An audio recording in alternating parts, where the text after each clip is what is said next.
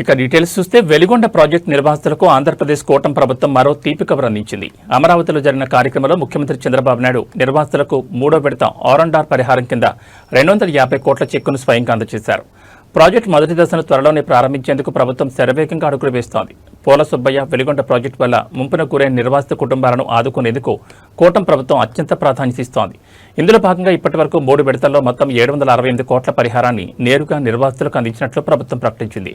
దీంతో ప్రాజెక్టుకు సంబంధించిన ఆర్&ఆర్ పనులు దాదాపు 85% మేర పూర్తయ్యాయి.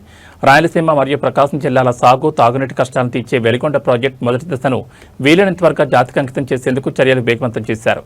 మిగిలిన ఆర్&ఆర్ పనులను కూడా త్వరితగతిన పూర్తి చేసి నిర్వాసిత కుటుంబాలకు పూర్తి స్థాయిలో న్యాయం చేస్తామని సీఎం చంద్రబాబు హామీ ఇచ్చారు.